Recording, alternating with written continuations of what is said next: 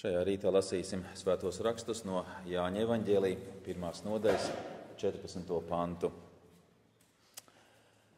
Un tā mēs lasām: Vārds tapa miesa un mājoja mūsu vidū, un mēs skatījām viņa godību. Tādu godību kā tēva vienpiedzimušajam dēlam, pilnu žēlastības un patiesības. Āmen. Kungs Jēzu, mēs pateicamies par tavu žēlastību un par tavu patiesību. Lūdzam, ka tas dziļi, dziļi krīt mūsu sirdīs, iesakņojas un nes augļus. Mēs lūdzam, ka tu sūti savu garu, kas mums māca tavu vārdu patiesībā. Āmen. Reti kurš cilvēks ir apmierināts ar savu ārējo izskatu. Dažādos veidos cilvēki mēģina savu ārējo izskatu uzlabot, pārveidot vai mainīt. Kādi dodas uz sporta zāli, kādi pieķerās kādām diētām, citi savukārt domā, ka kosmētika būs tā, kas atrisinās ārējo izskatu. Citi gan domā, ka tā būs kāda ārsta iejaukšanās, plastiskās operācijas, tetovējumi, piercingi. Kas tas ir? Tas ir norādījums uz to, ka cilvēks vēlas izmainīt savu ārējo izskatu. Cilvēki ir gatavi ieguldīt naudu, ciest sāpes, lai tikai izskatītos citādi. Kāpēc notiek šīs daudzās dažādās pūles, lai izmainītu savu ārieni? Es domāju, ka atbildes varētu būt daudzas, un tomēr viena būtiskākā paliek. Tā ir sevis apliecināšana, sevis pierādīšana. Man nepietiek ar to, kāds es esmu, man sevi jāparāda citādā veidā. Un ja arī cilvēks veic kādas manipulācijas ar savu ķermeni, tad uz kādu brīdi viņš ir tikai apmierināts. Pēc tam atkal ir sevi jāmaina, jāpārveido, un tā ir bezgalīgi. Tā ir cilvēka kritušās dabas būtība. Izpausme, vēlme izpausties, vēlme apliecināt sevi. Tāda cilvēki vēlas mainīties, lai būtu labāki, skaistāki, pievilcīgāki, vai arī vēl kāds iemesls. Bet tā ir sevis apliecināšana. Lasot svētos rakstus, mēs redzam, ka Kristus top par cilvēku, tapa par cilvēku. Mūžīgais Dievs, mūžīgais Logos tapa par cilvēku. Kāpēc? Trīsvienības otrā persona top par cilvēku, kurš ir ierobežots. Tad, kad cilvēks vēlas par kaut ko tapt, viņš maina savu ārieni, varbūt maina savas kādas zināšanas, iemaņas, prasmes, lai būtu pilnīgāks. Bet kāpēc Dievam bija jātop par cilvēku, pilnīgajam Dievam, par nepilnīgo cilvēku? Tapt par cilvēku un izdzīvot cilvēka dzīvi. Ar visām viņa ciešanām, grūtībām, sāpēm, izsalkumu. Kristus nāca šajā pasaulē. Kāpēc? Viņš tapa mums līdzīgs. Kāpēc? Lai reiz mūžībā mēs varētu būt pie viņa. Jāņa evaņģēlijā 14. nodaļas sākums. Kristus saka: Jūsu sirdis, lai neizbīstas, ticiet Dievam un ticiet man. Mana tēva namā ir daudz mājokļu. Ja tas tā nebūtu, vai es jums būtu teicis, es noeju jums vietu sataisīt. Un kad es būšu nogājis un jums vietu sataisījis, tad es nākšu atkal un ņemšu jūs pie sevis, lai tur, kur es esmu, būtu arī jūs. Mēs zinām, šie vārdi netiek teikti visai pasaulē. Šie vārdi tiek teikti tikai Kristus mācekļiem. Bībele mums nemāca, ka ir universālisms. Tātad tā ir īpaša mācība, kas saka, ka visi tiks izglābti. Neatkarīgi no tā, ka viņš tic vai viņš netic, visi tiks izglābti. Nē, Bībele mums to nerāda. Tikai ticīgi uz Jēzu Kristu tiek izglābti. No jauna Dievs saka, ka topi par Kristus mācekli. Nevilcinies. Tur, kur es esmu, būsiet arī jūs. To viņš saka tiem, kas ir savas dzīves uzticējuši Jēzum. Kristietība neizveidojās cilvēku tradīciju rezultātā. Kristietība neizveidojas kādas filozofijas rezultātā. Kristietība neizveidojas tāpēc, ka vēsturiskie apstākļi tā sakrita un bija jābūt kādai jaunai reliģijai. Nē, tā nebija. Kristietība radās tikai viena iemesla dēļ. Tāpēc, ka Dievs tā gribēja. Kristietību neizdomāja cilvēki, kristietību izdomāja Dievs. Neviens Dievu uz to nespieda. Nav tādu apstākļu, kas Dievs spiestu, nav tādu vēsturisku notikumu, kuru rezultātā Dievs sacīja, tagad es nevaru citādi, tagad jābūt kaut kam jaunam. Ir daudzas maldu mācības, kas māca to, ka Dievs nezināja, kā rīkosies Ādams. Dievs radīja pasauli, Dievs radīja Ādamu, ielika Ādamu pasaulē, un tad Dievs vēroja, kā Ādams rīkosies. Vai viņš būs uzticīgs, vai viņš nebūs uzticīgs. Sanāca, ka nav uzticīgs. Jāmeklē plāns B. Nav Dievam tāda plāna B. Dievam ir tikai viens plāns. Tāds plāns, kurš vienmēr īstenojas un realizējas. Notiek tas, ko Dievs grib. Radot pasauli, Dievs viņu varēja radīt, kādu viņš vēlējās. Un viņš radīja pasauli tādu, kādu viņš vēlējās. Dievs to pārbaudīja, un, kā mēs zinām, viss bija labs. Viss bija ļoti labs. Tātad atbilde tam, ko Dievs bija vēlējies. Un Dievs zināja, kas notiks ar šo pasauli. Dievs zina par katru cilvēku, kas notiks. Lai kurā laikā gadsimtā viņš dzīvotu, Dievs visus zina. Tāpēc, ka viņš ir pilnīgs savās zināšanās, spējās un prasmēs. Viens tāds piemērs pravieša Jeremijas grāmatā, 1. nodaļa, 4. un 5. pants. Par mani nāca tā kunga vārds, kas man sacīja. Pirms es tevi radīju mātes miesās, es tevi jau pazinu, un pirms tu piedzimi no mātes miesām, es tevi svētīju un tevi izredzēju par pravieti tautām.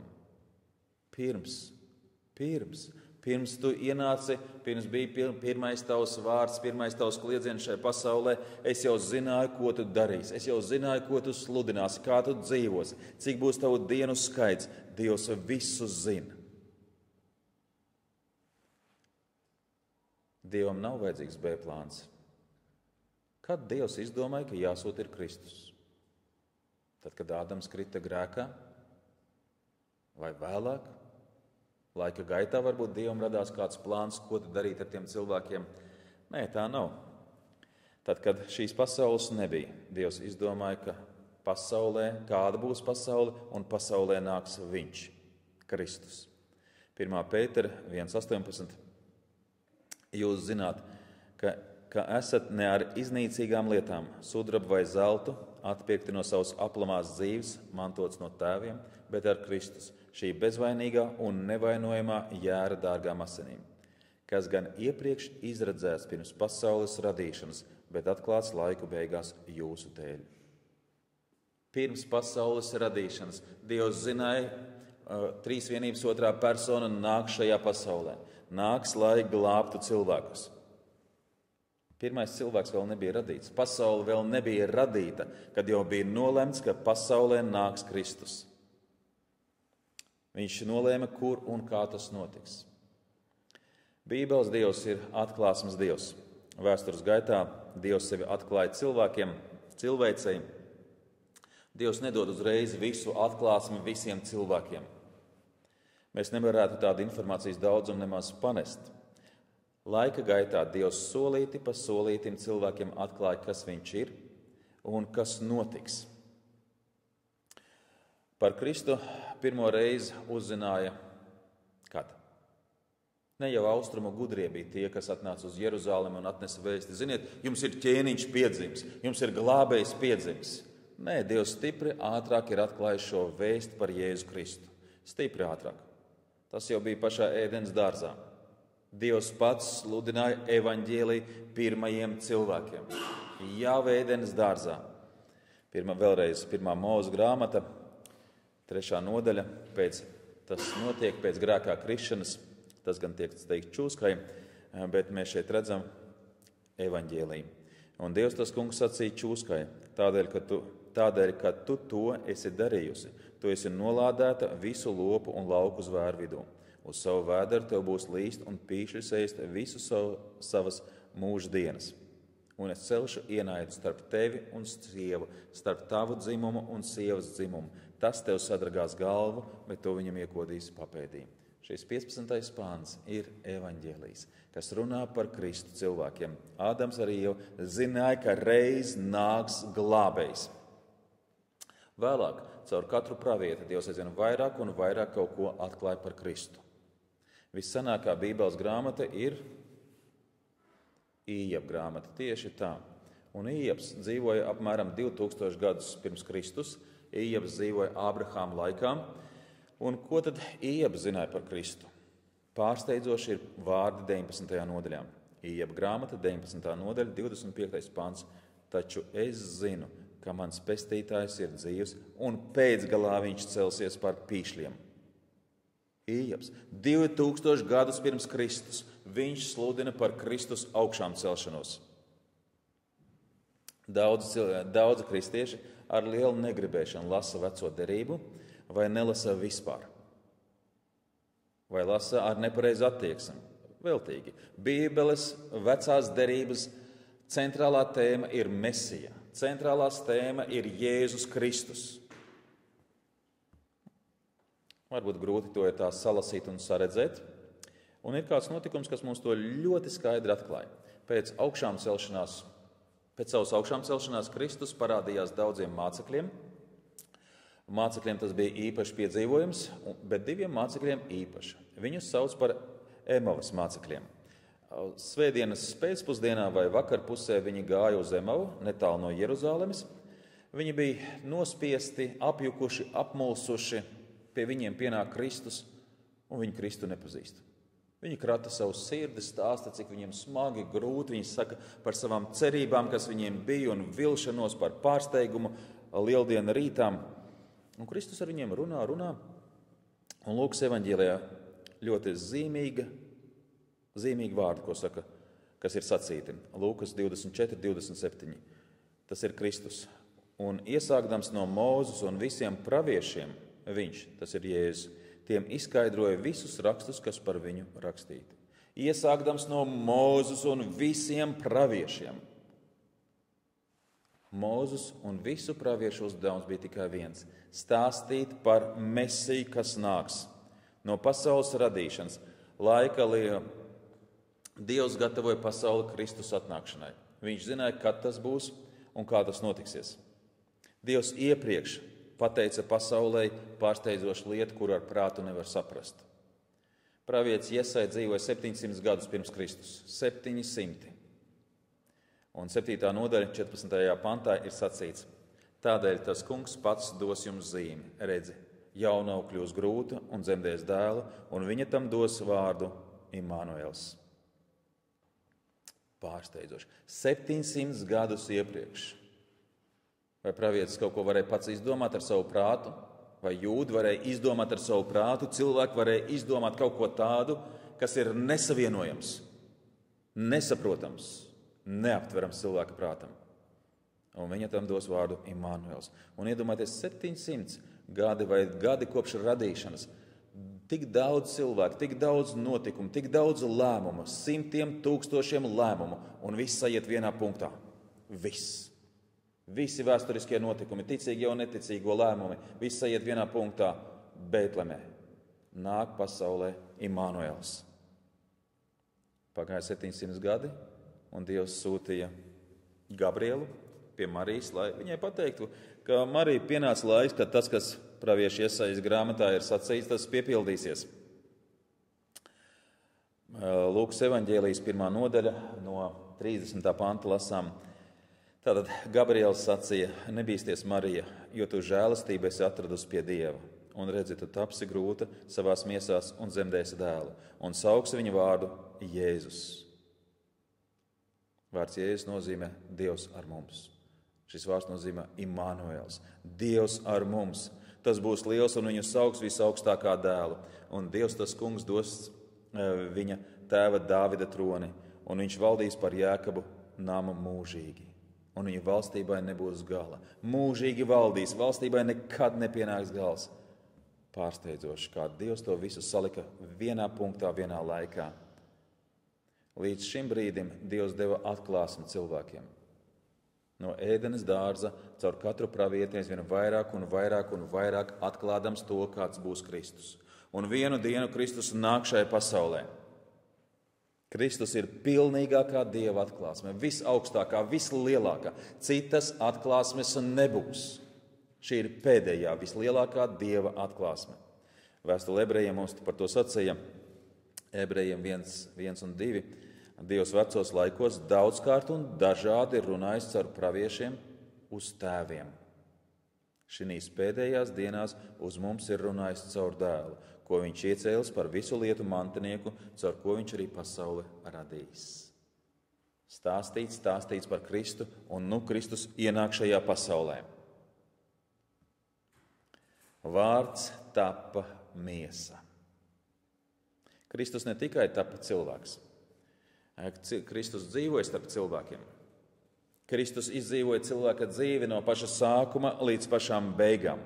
14. pantā mēs lasām, un vārds tapa miesa un mājoja mūsu vidū, un mēs skatījām viņa godību. Tādu godību kā tēva vienpiedzimušajam dēlam, pilna žēlastības un patiesības. Mājoja mūsu vidū. Viņš ne tikai kādu brīdi atnāca un aizgāja. Dažkārt mums ir tā, mēs atnākam pie kāda ciemos, brītiņu uzkavējam, padzeram tēju, kafiju vai pēdam pusdienas, ja tās tiek dots, un aizejam. Ar Kristu tā nebija. Viņš neatnāca uz pusstundu, viņš neatnāca uz 2 stundām. Viņš atnāca izdzīvot cilvēka dzīvi. Viņš mājoja mūsu vidū, mēs viņu redzējām, mēs viņu vērojām. Mēs redzējām viņa lēmumus. Ļoti spilgti par to Jānis pasaka vēl savā pirmajā vēstulē 1:1.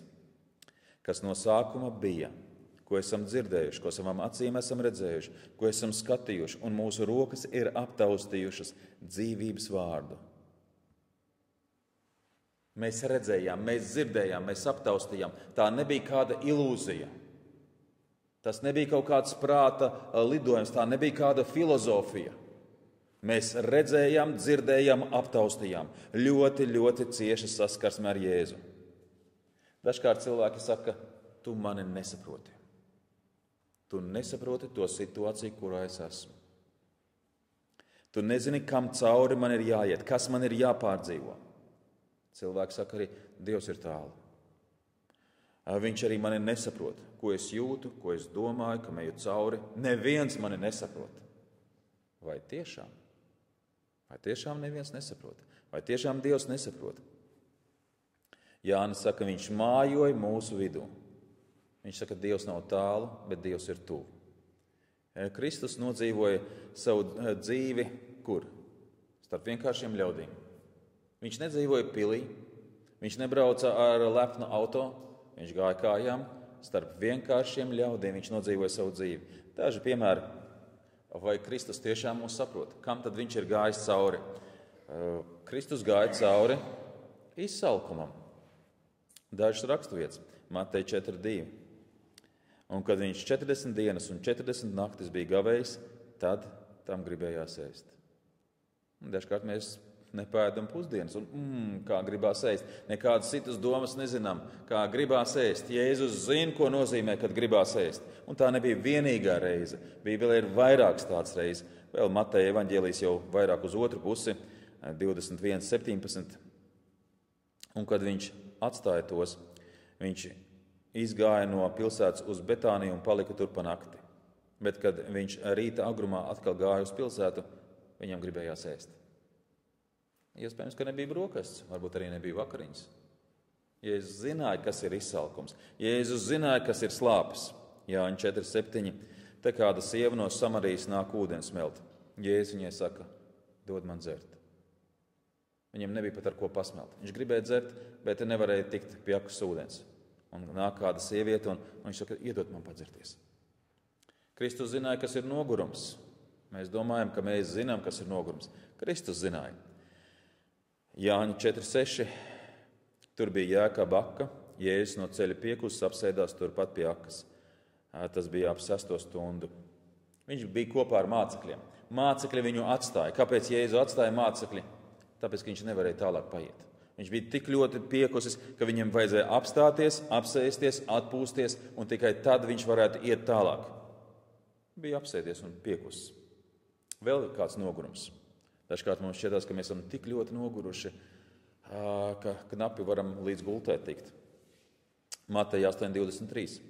Un viņš iekāpa laivā, un viņa mācekļi tam sekoja. Un redzi, liela vētra sacēlās jūrā, tā ka viļņi laivai gāzās pāri, bet viņš gulēja.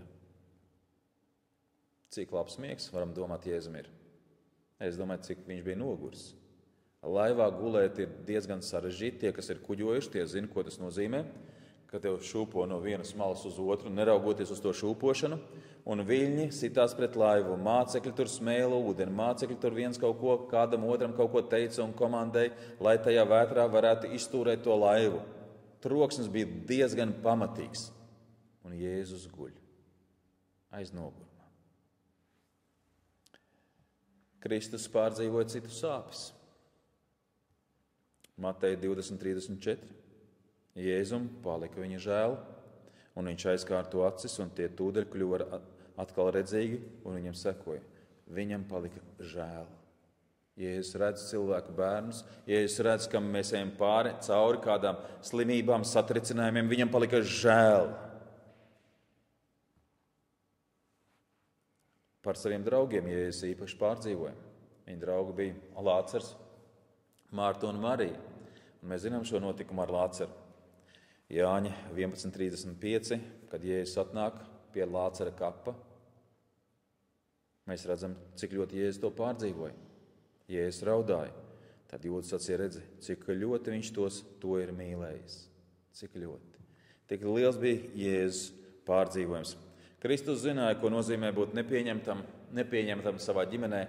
Viņa pusbrāļi par viņu smējās. Pilsēta, kurā viņš bija uzaudzis, Nācerete, neticēja tam, ko viņš sacīja, vēlējās viņu nogalināt.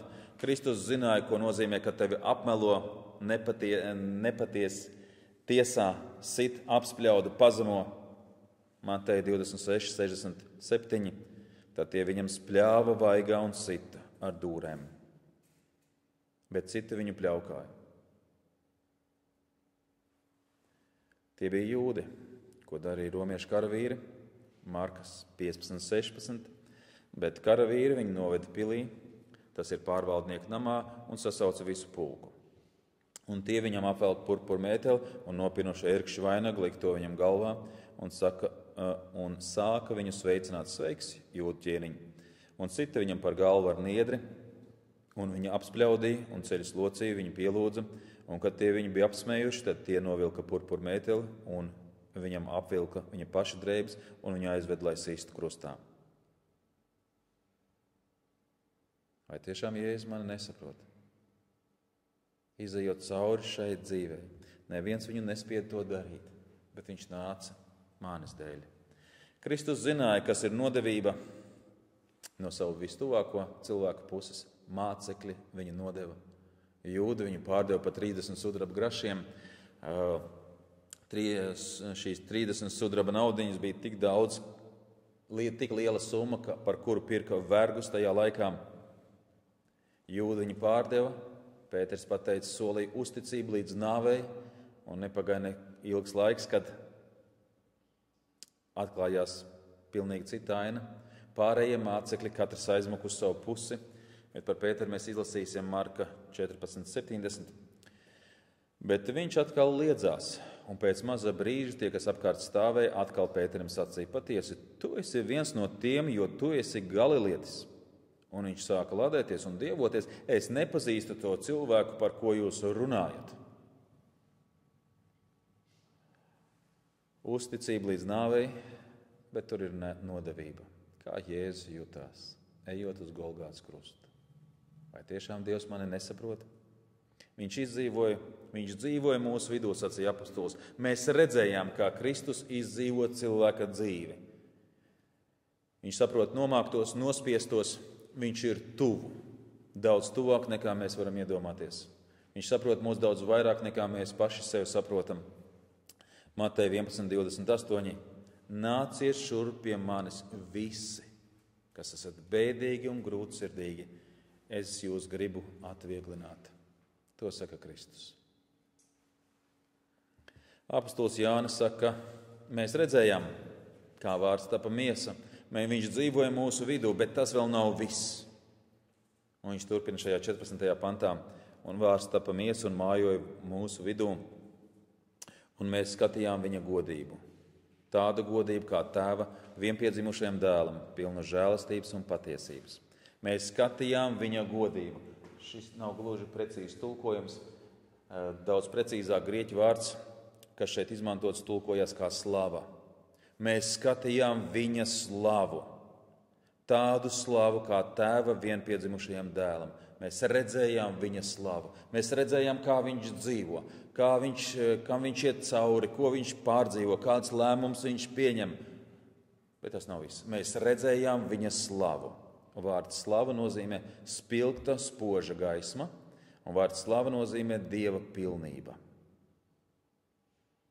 Tas ir īpašs notikums uz apskaidrošanas kalna, kad apostoļi redzēja Jēzu, Dieva slavā. Mateja 17.1. Un pēc 6 dienām Jēzus ņēma Pēteru un Jēkabu un viņa brāli Jāni un veda tos saurup uz augstu kalnu, un tika apskaidrots viņu priekšā.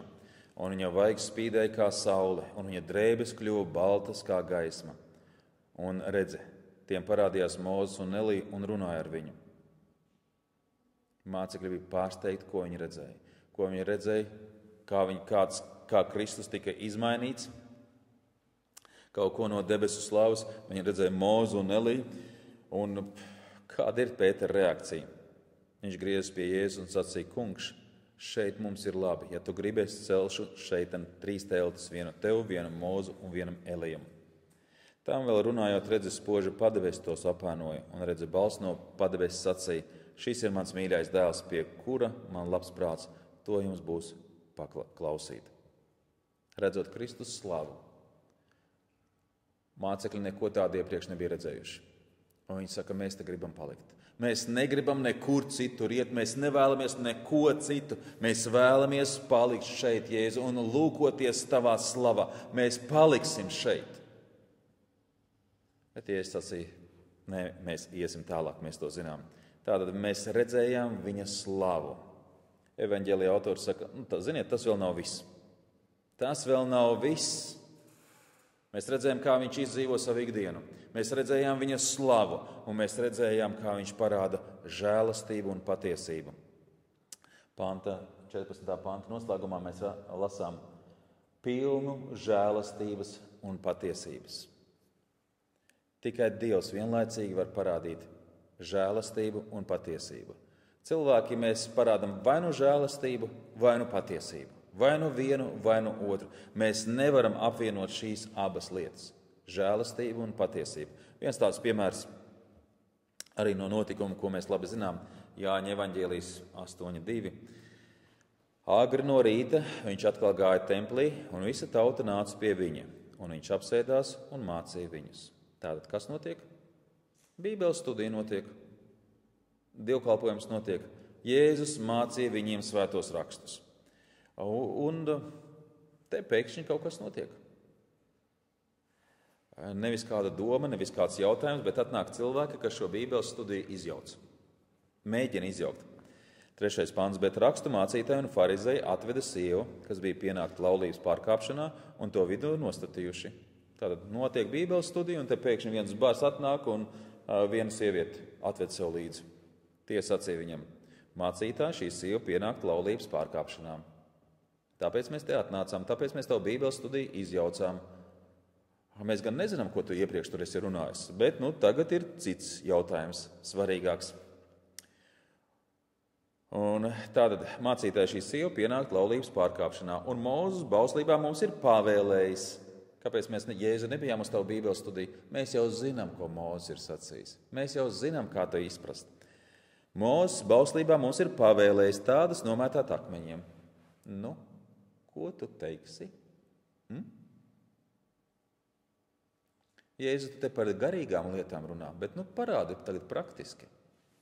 Kā tās garīgās lietas izskatās dzīvē? Ļoti skaidrs jautājums.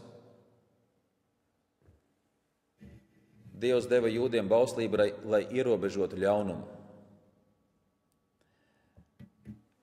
Pavēlēts, grēkam ir jābūt nosodītam. Vainīgajam jāsaņem sods. Tāda rīcība nevar tikt nesodīta. Tā ir taisnība. Šī sieviete zināja, ka ja viņa tā rīkosies, ka iespējams būs tādas un tādas sekas. Viņa zināja, es esmu vainīga.